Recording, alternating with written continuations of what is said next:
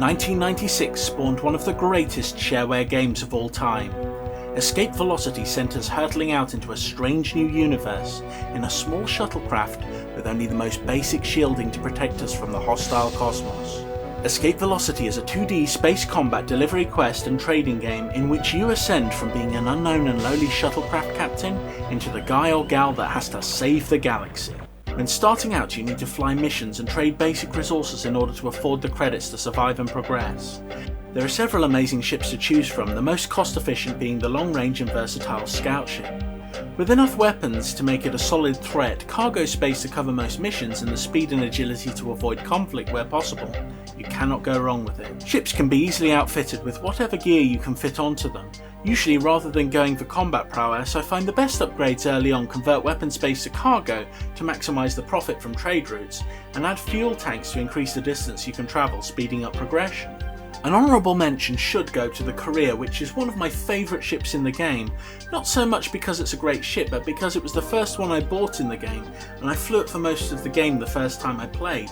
The Korea is not really worth the money if you're a serious gamer, but if you want a challenge, it's an excellent vessel. If we forget the Defender exists, the first combat-ready ship at your disposal will be the Clipper, which packs just enough of a punch to make it a threat for preying on merchant vessels, and just enough space to carry their cargo away. You can probably tell at this point I'm a bit of a pirate. Once you've shot your way through a couple of ships, your combat rating will increase, allowing you access to the main missions for the game. You can either play as the Confederation, a bunch of jumped up and officious bureaucrats which wear the tried and tested blue, or be one of the cool kids like me and join the rebellion.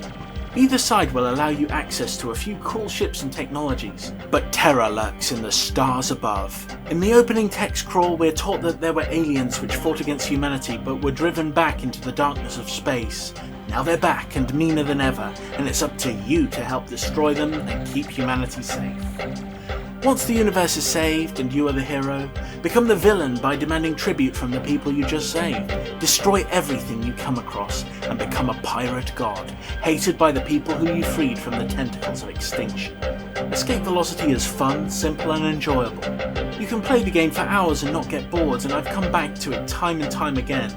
I find that the universe of Escape Velocity is not very forgiving, much less so if you're stupid enough to play on hardcore mode. Just remember that escape pod if you do.